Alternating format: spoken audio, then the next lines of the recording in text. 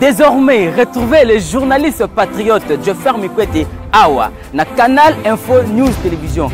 Canal Info News Télévision, chaîne Niamayele où on peut information en temps réel. Bon s'abonner à Canal Info News Télévision. Information sportive.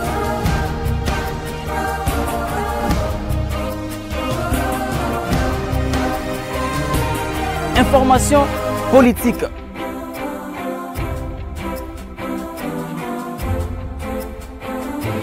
Information culturelle, information religieuse.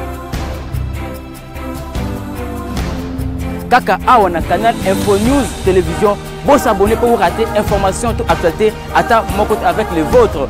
Joffer Mikwete, les journalistes du peuple. Joffer Mikwete, les journalistes patriotes. Voilà, nous sommes à Kinshasa, mesdames et messieurs, de partout dans le monde, pour la démission de notre à travers votre chaîne d'information en temps réel, Canal Info News Télévision, équipe technique Mobimbo, point j'ai vu que bien c'est ma caméra. Grand merci et à tous ceux qui aiment faire les journalistes et patriotes, nous avons un seul but d'accompagner le gouvernement congolais, d'accompagner les chefs du gouvernement Jean-Michel Samalukonde. Mais voilà pourquoi, à l'occasion de rentrée scolaire 2022-2023, Tukiti a bon la complexe scolaire EPD Fumukento, Tozongi parce que les alliés première fois Tozongi surtout à la carte établissement public Oyo, Tozongi pour la collection. Comment est-ce que l'année passée, tout le belaki, la difficulté Oyo, école Oyo, vous allez rencontrer Kassi, qui nous le Oyo, et tout le monde est en réaction. Voilà pourquoi Tozongi pour la rentrée scolaire et Oyo. Est-ce que la condition ils allaient réunie malgré le programme il y a gratuité enseignement initié par le chef de l'État Félix Antoine Tshisekedi. Voilà pourquoi tous les pas madame la directrice et tout qu'est-ce qu'il faut pour que gratuité enseignement n'angambo au district il y a Tchango précisément la commune il y a qui m'bensé que ils la penza et répondre à standard oyo et sengeli. Voilà pourquoi tous les sous awa. Madame la directrice, la porte est grandement ouverte pour la réunion sur la démission où vous en posez pour ça quelque chose. Nous avons ONG, organisation, nous sommes enseignement, toute éducation.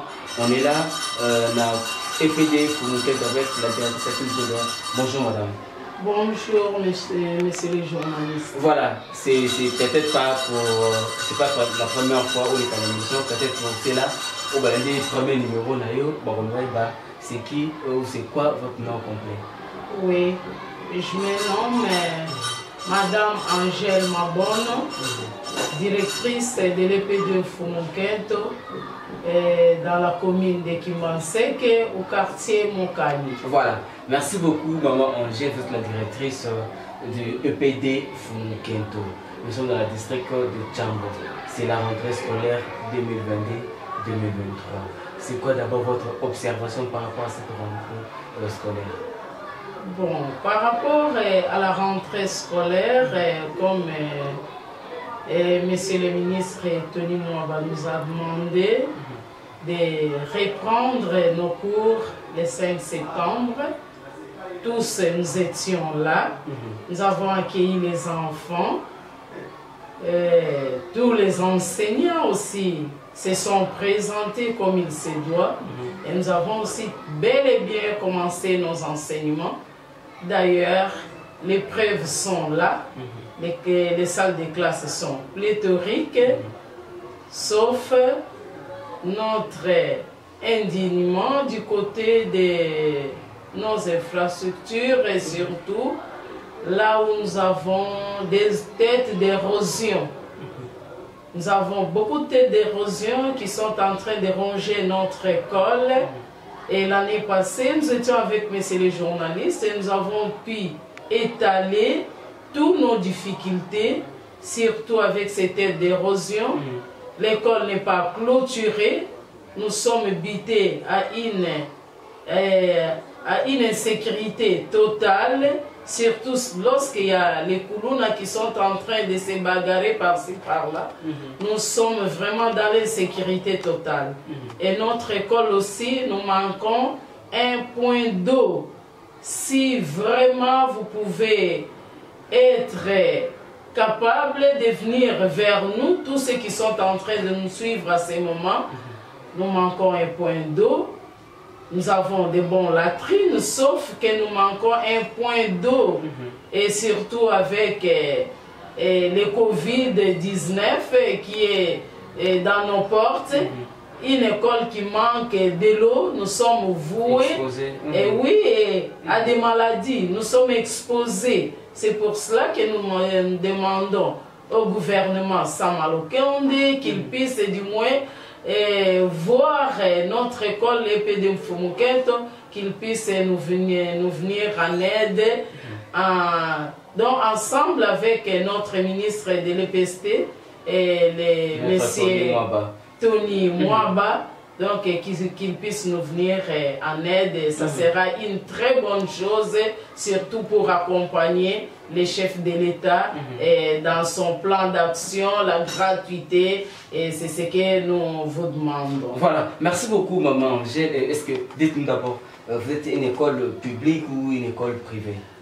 Nous sommes une école publique, une école qui est dans la commune de Kimbanseke, EPD Mfumukento est une école publique et elle est née de la scission de l'EPA 3 Kwilu qui avait égorgé beaucoup d'enfants dans des années 2008 et 2009, et c'est à ce moment-là que les autorités ont jugé bon de scinder l'EPA 3 Kwilu, et c'est là où est né l'EP2 Mfumukento à 2010. C'est une école publique. Voilà, vous êtes chef d'établissement public. Dites-nous un peu, contrairement aux autres années passées, concernant la rentrée scolaire, est-ce qu'il n'y a pas une certaine froideur par rapport aux élèves ou à la rentrée de cette année? Il n'y a pas un mouvement de grève qui s'annonce déjà ou comment? Bon, par rapport à l'année passée, cette année, vraiment, c'est une année où nous disons coup de chapeau aussi le ministre, à monsieur le ministre Tony Mwaba, puisque depuis la rentrée, nous sommes là, nous travaillons dans la quiétude, il n'y a pas de grève, les enseignants sont là, et les enfants aussi répondent dès la rentrée, donc il n'y a pas de mouvement de grève. Voilà, est-ce que vous êtes accompagné? Parlons un peu de l'accompagnement de l'État, parce que vous êtes une école, un établissement public. Est-ce qu'il y a de l'accompagnement pour cette année, pour cette rentrée scolaire 2022-2023? Quand on parle de l'accompagnement, nous voyons le frais de fonctionnement et tout ce qui va avec. Bon, par rapport à cet accompagnement, je dirais ceci. Nous, en tant que les écoles publiques, on nous alloue les frais de fonctionnement, mais qui n'est pas consistant. Puisque nous sommes butés à beaucoup de problèmes.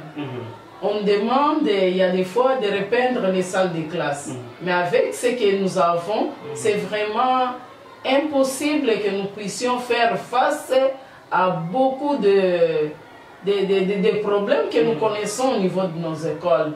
Nous devons arranger les bancs, nous devons repeindre les salles de classe, et il y a des fois, les inciviques viennent même nous couper de l'électricité. Et il faut maintenant remettre l'électricité dans des salles de classe et pour que les enfants puissent être à l'aise et étudier comme si nous étions en Europe. Donc nous avons de très belles salles de classe, mais sauf que il y a des petits soucis qu'on puisse arranger, du moins qu'on puisse remédier là où il y a à remédier. Surtout avec les pluies qui vont maintenant commencer. On réfléchit, est-ce que nous arriverons jusqu'à la fin de l'année scolaire? Ça, c'est un souci. Ça nous met vraiment mal à l'aise. Puisqu'il y a des fois, lorsqu'il pleut, les enfants qui viennent d'en face, ils ne savent pas comment est-ce qu'ils doivent atteindre l'école. Donc c'est un souci majeur. Et surtout avec ces phénomènes Kuluna, vraiment nous demandons à ce que le gouvernement nous vienne en aide, qu'on vienne clôturer notre école. Donc c'est notre souci majeur, et qu'on puisse aussi mettre les canalisations d'eau. Donc c'est ça notre souci. Voilà. Parmi les grands soucis que l'école évité, nous voyons le problème d'érosion qu'on venait d'énumérer tout de suite là. D'ailleurs, les images sont en train de passer. qu'est-ce que l'école a pu d'abord faire par rapport à cette érosion avant que l'État puisse s'impliquer? Qu'est-ce que l'école ou vous, la directrice, vous avez à faire pour essayer un peu de lutter? Oui. Avec les petits moyens qu'on nous alloue, j'achète les sacs. L'année passée, j'avais... Les sacs de ciment? Non, les sacs vides. Les sacs vides, ok. Les sacs vides. L'année passée, j'ai pu faire amorcer ce travail-là au mois de juin. J'avais acheté plus de 500 sacs et à l'heure où il est, j'ai des petits sacs vides de ciment que je dois maintenant commencer du moins à mettre le sable à l'intérieur pour chercher du moins à protéger nos fondations. Donc la fondation du bureau est maintenant mise en nu. Et derrière les salles de classe et les salles de la première, deuxième et troisième, je dois aussi mettre des sacs et acheter des bambous pour chercher du moins à protéger l'école contre les eaux de pluie. Vous avez combien de salles de classe? J'ai 6 salles de classe, mais j'ai fait fonctionner 12 salles de classe et j'ai des vacations, une l'avant-midi et l'autre les après-midi. Ok, voilà. Madame et maman Angèle, vous êtes la directrice de l'EPD Fumunkento. Nous sommes dans la commune de Kimbantseke, district de la Django. Hormis les problèmes de l'érosion, vous avez aussi parlé, vous venez d'évoquer un problème lié à l'insécurité.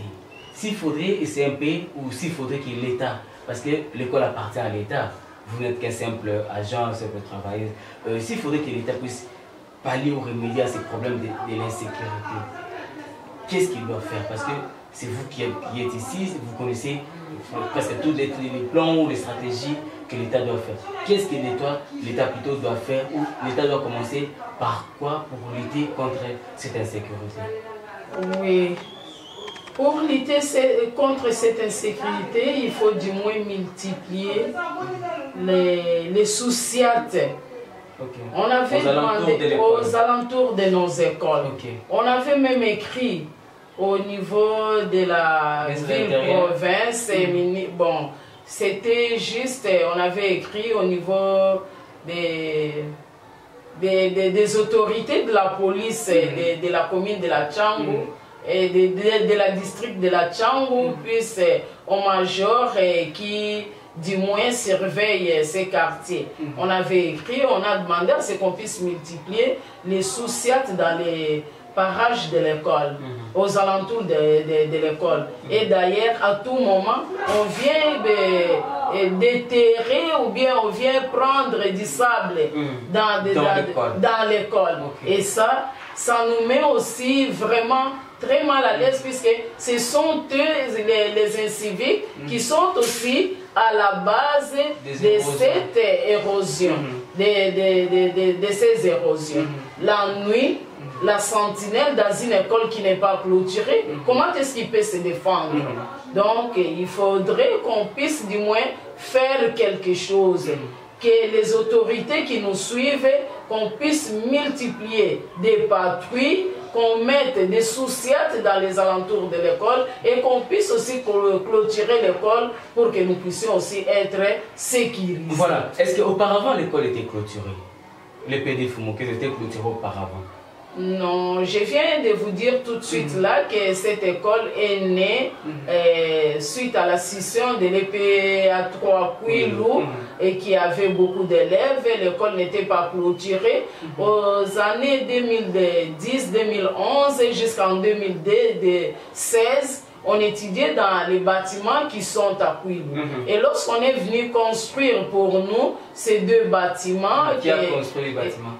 C'est l'ONG, une ONG juste avec le programme de 1000 écoles et sur le programme de messieurs les ministres Matata Mponyo. À cette époque-là, c'est quoi? C'est l'ONG Bien-être qui était venue construire ces bâtiments. Bon, parmi les, disons, les urgences ou bien la vision de M. ministre Matata Mponyo. Après avoir construit les écoles, on clôturait. Mais chez nous, nous n'avons pas eu cette chance-là, puisqu'ils sortaient déjà. Mais j'écrivais à tout moment, puisque je sentais déjà qu'une école qui n'est pas clôturée, surtout dans des quartiers urbano-ruraux, c'est vraiment très difficile que vous puissiez vivre dans la quiétude. C'est comme ça que j'ai écrit à tout moment, et au temps de messieurs les ministres Badi Banga, j'avais écrit. Et les ministres, le premier ministre, celui qui était parti, c'était qui? Sylvestre Ilunga. Oui, j'avais écrit. Donc les lettres restent inertes, sans réponse. Mais est-ce que vous avez écrit au chef du gouvernement, actuel chef du gouvernement, Jean-Michel Sama Lukonde? Est-ce que vous l'avez au moins écrit? Parce que lui, il est là pour matérialiser les visions du chef de l'État et surtout par rapport à ses projets, à ses plans Marshall de la gratuité de l'enseignement.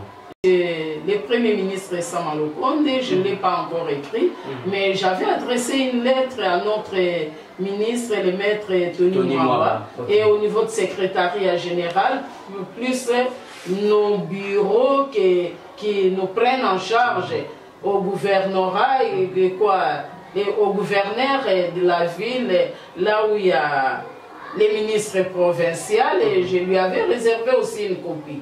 Et toutes ces lettres-là restaient sans réponse. Mais est-ce que, comment voyez-vous, parce que cette école a vu le jour sous la gouvernance, vous avez dit, de Matata Mponyo.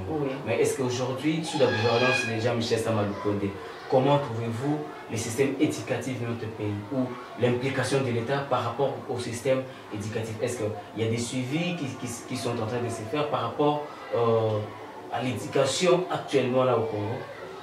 Oui. Depuis l'avènement du gouvernement Sama Lukonde. Depuis l'avènement du gouvernement Sama Lukonde, nous saluons leurs efforts, puisque actuellement, avec la gratuité, même les parents qui n'arrivaient pas à faire scolariser leurs enfants, ils viennent mettre les enfants à l'école, sans toutefois que nous puissions demander même pas un 10 francs. Même donc, pas pour la fiche? Non, rien du tout. Nous ici, c'est la gratuité, purement dit gratuité. Donc les enfants viennent avec leurs cahiers, les uniformes. À partir de la maison, nous ne vendons rien. Vraiment, nous sommes en train de louer leur vision, mais qu'ils puissent du moins donner un salaire décent aux enseignants. Un salaire décent aux enseignants. Donc cela fait partie aussi des problèmes liés à la gratuité ou à l'enseignement de base. Oui. Dernièrement, d'ailleurs, c'était hier, j'ai vu une lettre, le ministre Tony Mwamba, il vient de mettre un acompte à nos salaires des mois d'octobre. Vraiment, nous louons sa bravoure. Ce n'est pas une théorie, ça. Bon, ça on ne sait pas, mais nous venons de voir ça sur nos messages WhatsApp. Je ne sais pas, c'est sorti de quelle bouche, mais nous voulons que ça puisse être une réalisation. Voilà. L'effectif dans une salle de classe ici, c'est combien les élèves? Chez moi, dans une salle de classe, j'ai du moins plus de 70 élèves. C'est la gratuité. C'est la gratuité. Oui. Donc, contrairement à l'année où il n'y avait pas encore de la gratuité, l'effectif n'était pas... Aux années antérieures, j'avais 6 salles de classe. Mais à partir de 2016-2017, j'ai eu cette chance-là d'avoir 12 salles de classe. Mais les parents payaient et les enfants, on peut inscrire 80 élèves au début de l'année dans une salle de classe, mais à la fin de l'année, avec les 6 semaines de motivation, on s'est retrouvé avec moins de 40 élèves. Mais actuellement, tu inscris 70 élèves et tu gardes cet effectif jusqu'à la fin de l'année. Et par là, est-ce qu'on peut dire que la gratuité de l'enseignement aujourd'hui a détruit l'éducation ou l'enseignement congolais? Selon certaines bouches, ça s'est dit, hein, voilà, depuis que la salle, il n'y a pas une bonne formation, les enseignants ne donnent pas cours, comme fut les cas des années antérieures. Est-ce qu'aujourd'hui, vous êtes la directrice de cette école, est-ce qu'aujourd'hui on peut dire que la gratuité de l'enseignement a détruit ou a réduit la qualité de la formation dans les établissements publics? Bon. Moi, je peux me défendre selon mon école. Mon école. Ah, vous avez peur? Non, je n'ai pas peur. Mon école, dès que vous regardez, d'ailleurs, vous m'avez trouvé dans une salle de classe. J'étais en train de faire une visite de classe. Avec les peu qu'on nous donne, nous sommes consciencieux. Nous sommes les chrétiens. Ce sont nos enfants. Nous n'allons pas tuer nos enfants à cause de l'argent. Mais ce que nous demandons au gouvernement, c'est de faire quelque chose de concret et que l'enseignant aussi puisse se retrouver. Puisqu'il vient le matin, il travaille durement, il rentre à la maison, il n'a rien à mettre sous la dent. Est-ce que demain il aura encore cette force? Avec ce qu'on nous paye, il doit payer la maison, il doit scolariser ses enfants, il doit se nourrir. Et voyez un peu. Et cette enveloppe-là qu'on alloue à un enseignant, tout le monde connaît ça, ils sont sans ignorer. L'enveloppe n'est pas satisfaisante. C'est ça, c'est ça. Voilà, est-ce que depuis que vous êtes ici, vous avez bénéficié déjà d'une visite d'une autorité, je ne sais pas, du gouvernement ou des honorables députés passer vous rendre visite pour s'imprégner de la qualité ou des conditions dans lesquelles les élèves sont en train d'étudier? Bon, depuis que nous sommes là, nos professionnels, ce sont les inspecteurs. Si nous avons les inspecteurs à nos portes et à tout moment, c'est ce qui nous fait de la joie. Les politiques, ils peuvent venir pour voir les problèmes qui est en train de ronger l'école. Mais sur la qualité de l'enseignement, nous avons les inspecteurs qui sont là tout le temps à nos portes pour venir nous suivre à tout moment, voir comment est-ce que les enseignements se déroulent dans mon école. Voilà, la district de Tchangou compte aujourd'hui plusieurs honorables députés, y compris les ministres, les notables, n'en parlons même pas. Est-ce qu'il y a une complicité entre les honorables, les ministres, les ressortissants de Tchangou pour, je ne sais pas, s'impliquer par rapport à l'éducation d'abord de la district de Tchangou? Il n'y a pas de réunions pareilles où les notables, les honorables, disons, tous les politiques qui sont sortis de Tchangou, qui se réunissent par rapport à l'éducation, parce que l'éducation est la base même de la vie ou de n'importe quelle fonction dans un pays.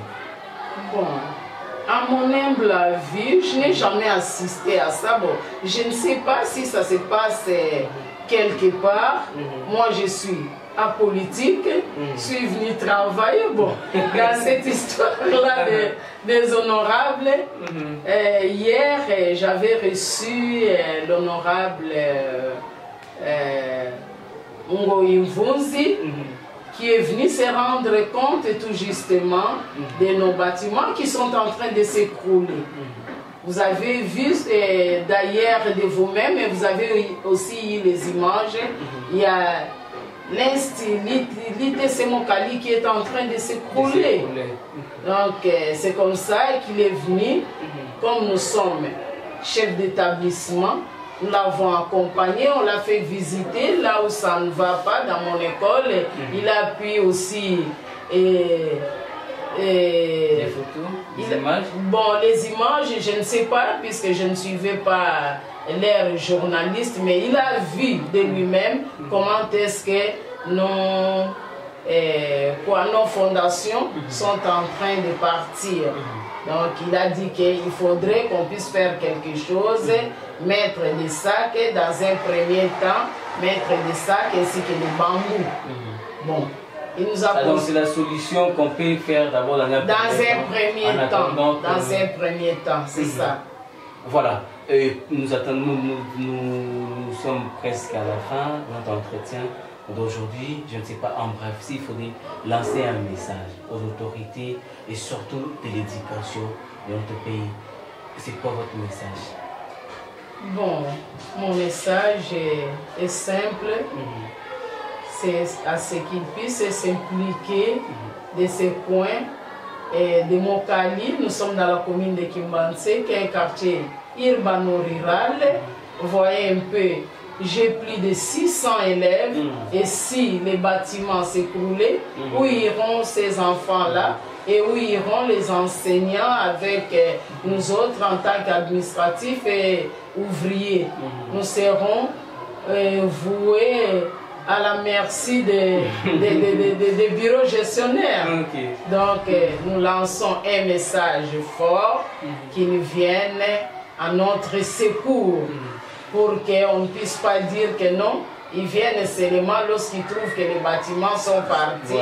À ce moment-là, ils viendront. Mais qu'ils viennent au moment opportun, avant qu'il ne soit trop tard.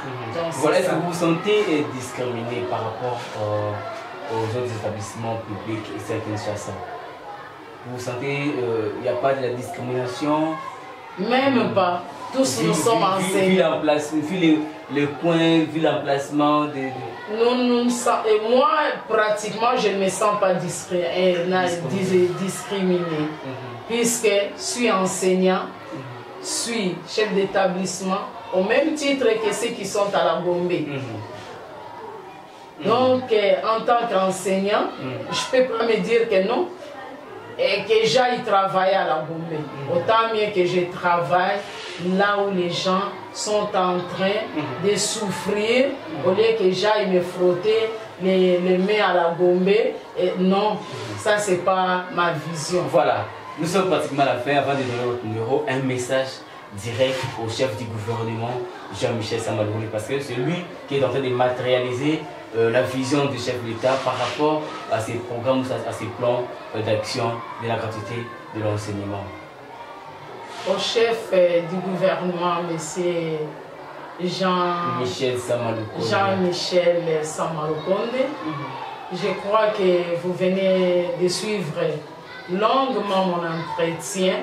Ce que nous vous demandons, c'est de s'imprégner à nos problèmes les plus récurrents, de venir clôturer notre école, de mettre un point d'eau, de sécuriser aussi nos enfants, puisque les enfants qui sont ici, ils sont les enfants de tous les Congolais. Et l'avenir, ce sont les enfants. Qu'ils viennent vraiment à notre aide et vous serez les bienvenus. Merci beaucoup. Voilà, merci beaucoup. Je sais que vous n'êtes pas politique, mais une petite question. Vous êtes aussi des mêmes avis et avec ceux-là qui disent que non, on doit remanier le gouvernement congolais, on doit changer les premiers ministres et puis certains ministres, je ne sais pas. Vous êtes quand même citoyen congolais. Je vous pose cette question par rapport à ça. Loin de la politique, et ça doit être aussi des mêmes avis avec ceux-là qui disent que non, on doit remanier les gouvernements, le premier ministre doit partir, on doit revoir certains ministres et tout. Par rapport, si la personne est en train de bien travailler, pourquoi est-ce qu'on doit le changer? Il faut mettre à sa disposition tout ce qu'il est en train de demander pour qu'il puisse arriver à très bien travailler. S'il travaille bien, pourquoi est-ce qu'on doit le changer? Et comment trouvez-vous alors le travail de l'actuel Premier ministre? Non, il est en train de travailler comme il se doit. Pourquoi est-ce que je dois avoir un jugement sur lui? Voilà. Merci beaucoup, madame. Nous sommes pratiquement à la fin. Je ne sais pas si vous pouvez donner votre numéro et puis rappeler encore votre nom. D'accord. Moi, c'est madame Angèle Mabono, directrice de l'EP2 au Fumukento. Mon numéro de téléphone, c'est le 081 65 65 001. Voilà, merci beaucoup. C'était la madame Angèle Mabono, directrice de l'EPD Fumuketo, nous sommes dans la commune de Kimbanseke, district de la Tchangou. On était là dans le cadre de s'imprégner ou de vous montrer comment est-ce que dans quelles conditions les élèves de cet établissement scolaire sont en train d'être formés ici dans la commune de Kimbanseke. Dites un grand merci déjà à la grande équipe de cette émission comme d'habitude. J'ai dit qu'il y a derrière la caméra. Moi c'est Jeffer Mikwete, journaliste et patriote. Jeffer Mikwete, je suis à Congo. C'est pour nous, c'est la deuxième fois que nous passons dans cette école. Nous allons encore revenir jusqu'à ce que nous allons voir des retombées positives par rapport à cette démarche que nous sommes en train de mener pour que les élèves de ces coins puissent étudier dans des conditions décentes et puis que les enseignants du Congo entier puissent avoir leur enveloppe d'une manière consistante pour que Madame la directrice aussi soit un peu, comme on dit, comme disent les Quinois, parce que l'ouvrier mérite son salaire, dit-on. Merci beaucoup, Madame, pour votre disponibilité. Merci, je vous remercie. Voilà, merci beaucoup et se revoit prochainement. Même plaisir, même ambiance. Désormais, retrouvez les journalistes patriotes Jeffer Mikwete Awa na Canal Info News Télévision. Canal Info News Télévision, chien Niamayel, OMP sur information en temps réel. Bon s'abonner à Canal Info News Télévision. Information sportive.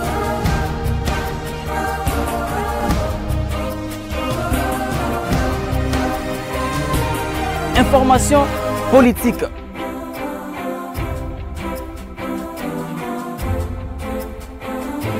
Information culturelle, information religieuse.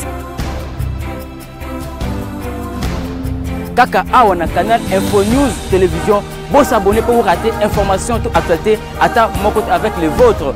Jeffer Mikwete, les journalistes du peuple. Jeffer Mikwete, les journalistes patriotes.